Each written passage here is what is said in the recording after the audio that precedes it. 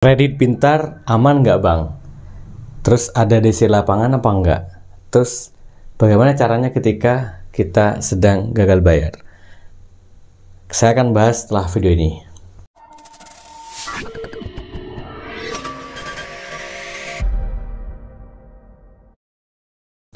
Assalamualaikum warahmatullahi wabarakatuh. Selamat pagi dan salam sejahtera untuk kita semua. Terima kasih yang sudah setia menonton channel Ilmu Official. Dan memang di bulan ini kami fokus mengedukasi tentang pinjol, keuangan, dan juga apa kaitannya dengan perbankan. Khusus kali ini saya akan membahas secara detail kredit pintar. Namun sebelum itu saya ingin mengenalkan, mungkin bagi yang baru masuk di channel Ilmu Official, nama saya Mas Fai, saya pengisi channel ilmu ini. Dan saya juga punya pengalaman lama di perbankan, termasuk juga pernah terlibat sebagai penagih seperti itu. Sekarang saya akan memberikan semangat kepada teman-teman. Jangan lupa saat Anda panik, saat Anda sedang ada masalah, ingat dua kata kunci ini: doakan kerjamu dan kerjakan doamu. Baik, kita akan membahas tentang kredit pintar.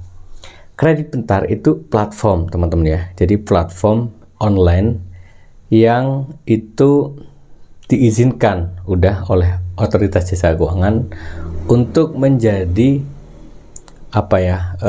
perantara ataupun jadi mediasi antara pihak pemberi dana dengan orang yang butuh dana.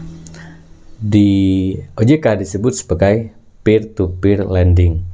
Dan ini termasuk juga namanya fintech atau financial technology. Kredit pintar, saya ulangi, dia sudah memiliki izin Otoritas Jasa Keuangan. Dan siapa di balik kredit pintar yang bekerja sama? Maksudnya bank apa yang mendadangi kalian yang ngambil uang di kredit pintar? Yaitu Bank MNC Internasional. Anda pernah tahu Bapak ini? Tahu nggak Bapak ini? Nah, Bapak inilah yang kemudian pemilik Bank BNC yang juga menjadi rekan Anda hari ini.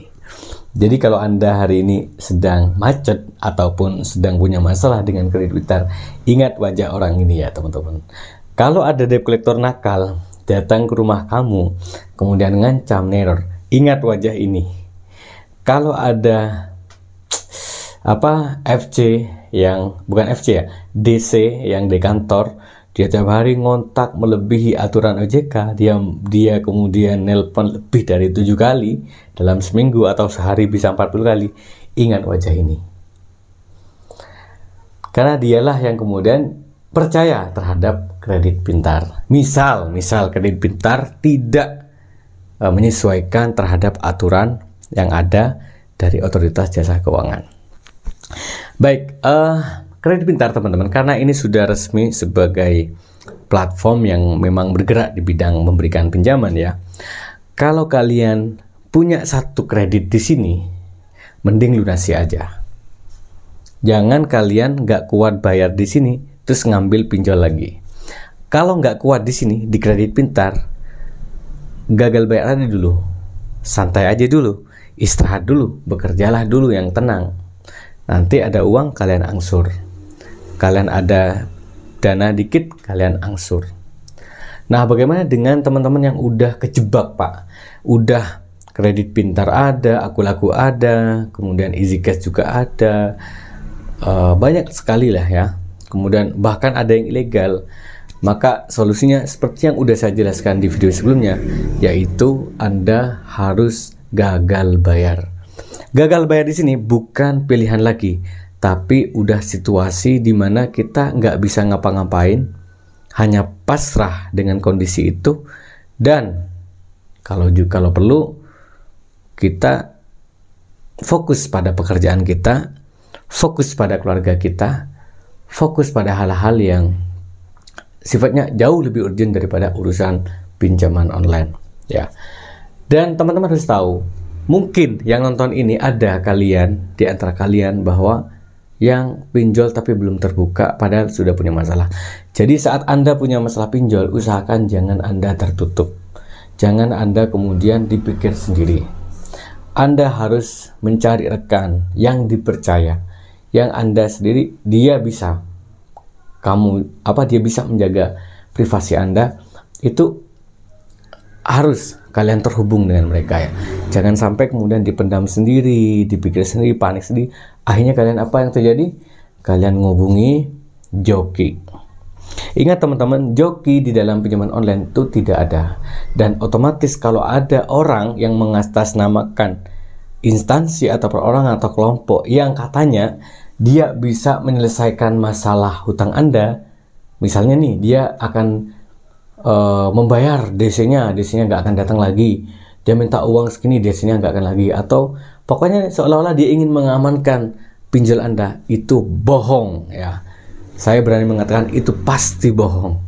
Nggak ada DC, nggak ada siapapun orang di sini, bahkan siapapun lah yang kemudian mengatakan dia mengklaim dirinya sebagai bisa mengantisipasi teror, mengantisipasi dan segala macam, itu nggak ada teman-teman ya. Yang ada joki itu mau minta uang pada Anda, terus dia akan membuat Anda pinjam lagi untuk bayar hutang yang udah jalan. Dengan cara apa?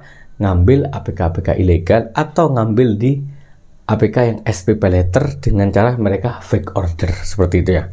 Jadi ini ada cerita nyata teman-teman ya. Saya tidak mau nyebut namanya, tapi ini klien saya hari ini yang kemudian konsultasi terus, dan saya tidak meminta apapun kepada mereka.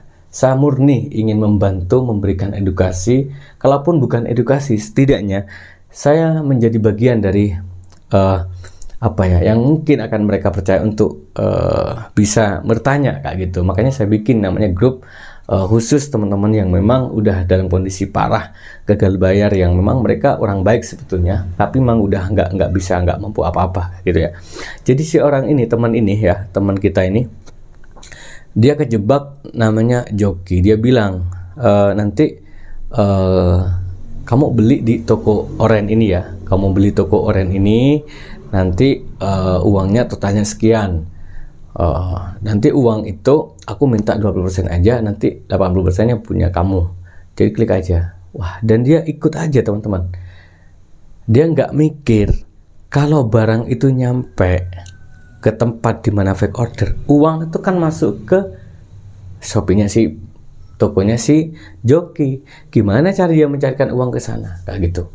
Akhirnya setelah ketipu dia kena beban lagi. Dia diteror lagi dan segala macam. Jadi teman-teman, mumpung kalau kalian hari ini gagal bayar, panik, jangan sampai mau dimanipulasi, dijanjikan, diapa-apain oleh DC. Anda bisa mengatasi sendiri. Caranya mas, mudah. 1, Anda cukup pasrah pada keadaan. Sudah Anda tonton di video saya sebelumnya tentang 3 cara menghadapi debt collector. Itu sudah saya jelaskan secara detail. Kemudian juga yang kedua, tidak ada pidana dalam pinjol. Kondisi situasi itulah yang akan kita sampaikan apa adanya. Seperti itu teman-teman. Jadi saya ulangi lagi, kredit pintar apakah ada DC? Iya, sebagian ada, tapi tidak merata. Kemudian apakah DC kredit pintar itu menelpon meneror? Saya nggak tahu faktanya, tetapi ada yang melaporkan meneror. Tapi sebetulnya dia udah resmi ada aturan OJK, nggak boleh meneror. Dan apakah DC kredit pintar akan menyebar data? Tidak, karena dia dilarang oleh otoritas jasa keuangan. Semoga ini videonya bermanfaat. Dan buat teman-teman yang sekarang lagi gagal bayar di kredit pintar, gak usah khawatir, gak usah panik, gak usah ngubungi yang namanya joki. Anda bisa mengatasi sendiri. Oke, semoga rezekinya lancar. Kurang lebihnya saya mohon maaf. Kerjakan doamu, doakan kerjamu. Assalamualaikum warahmatullahi wabarakatuh.